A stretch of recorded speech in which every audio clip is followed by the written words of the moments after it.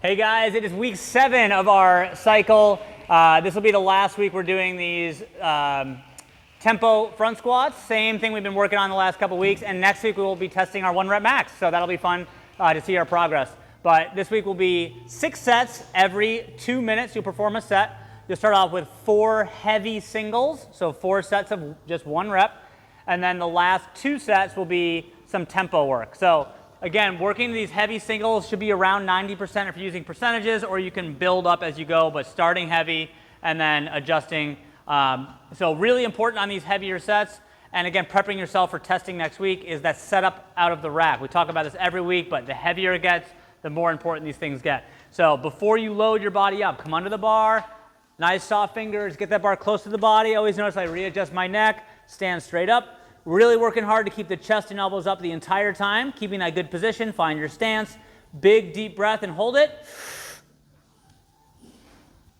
Good deep squat. Drive up aggressively. Again, working hard from beginning to end to not let the elbows or anything drop, okay? We want to keep that nice, strong position. When you do heavy front squats, that upper back might even move a little bit. That's okay, but you're always fighting for the best position, okay?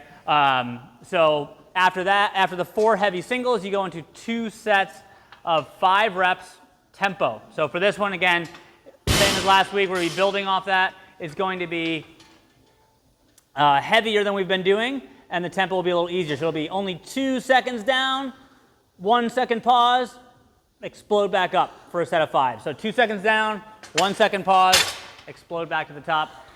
That's our 6 sets for today. Let's talk about conditioning.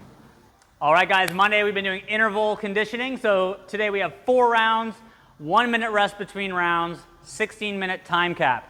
Here's what each round consists of. You got calories on the rower, 15 for the guys, 12 for the women.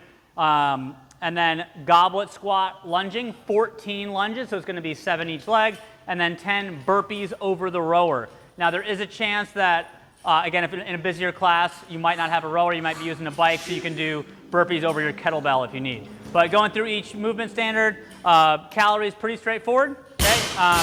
From there, the goblet squat, reverse lunges. So this is meant to be a heavier goblet squat. So 70 for guys, 50 for women is the prescribed weight. But you got to bring this up close to your chest. I like to hold the round part of the bell. Some people like to hold the handle, but just keep it close to your chest.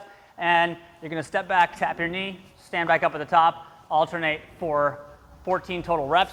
Remember, when you're doing this, you want to focus on keeping your feet a little bit wider. If you stand 1 foot in front of the other, you'll feel off balance, okay? So about shoulder width or squat stance. At the bottom, your knee should kiss the ground. Front shin is vertical, back knee is under the hip. So you're always keeping the chest up. Push through both legs, stand up all the way, alternating, okay? From there, the last one is going to be burpees over the rower. This is nothing fancy. It just makes you jump a little bit higher than you might normally, a little bit wider thing than a barbell. So you do a burpee on one side of the rower, and then the standard is a 2-footed jump over. So you can't jump over like that. Okay, so you got 10 burpees. After you finish that, you have a 1-minute rest, 4 rounds through that. So push hard each round, minute rest, try to get the entire thing completed before the 16-minute time cap. And we do have a finisher as well after this. All right, guys, our finisher today is a classic finisher, is 100 abmat sit-ups. So we're going to use an abmat. Remember, there's a thick side and a skinny side. Sometimes people chafe their tailbone on the rubber. So if you have that issue, put down another pad on the ground.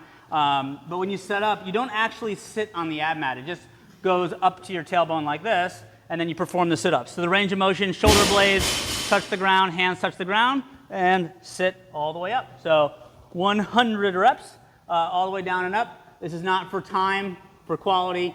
Work through it. And that's it for today, guys. We'll see you tomorrow.